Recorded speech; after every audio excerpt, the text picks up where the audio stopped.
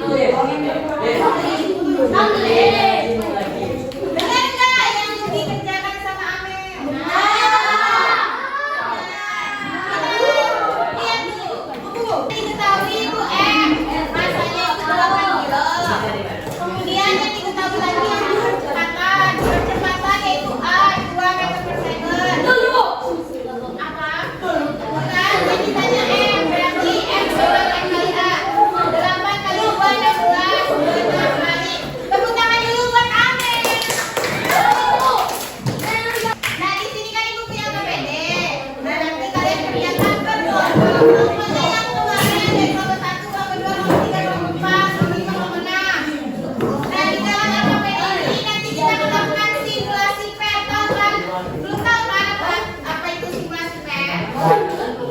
Nah, silakan Li.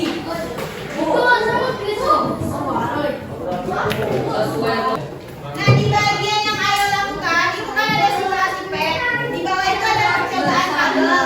Nah, percobaan tabelnya itu nanti dilakukan saat kalian menggunakan PET yang dijelaskan.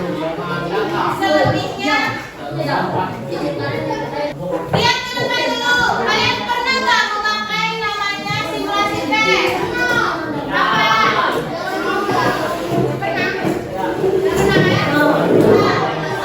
Dengerin, kalau tadi untuk metode kedua, di sini menggunakan simulasi PET yang ayat dan berat.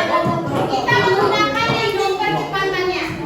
Kalau di sini itu menggunakan simulasi PET, kalian tinggal cetak semuanya.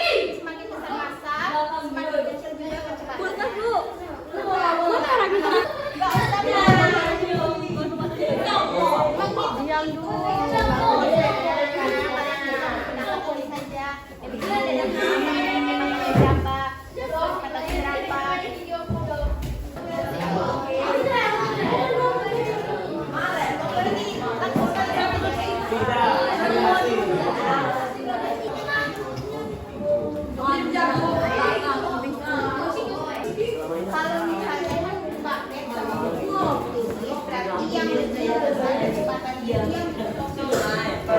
Selain itu, simulasi tidak membutuhkan alat fisik sehingga bisa dilakukan kapan saja. Pertanyaan matematik umum. Jawabannya, buku tipis lebih cepat bergerak dibanding buku tebal. Buku tebal lebih sulit digerakkan karena masanya besar. Buku tebal lebih sulit digerakkan karena masanya lebih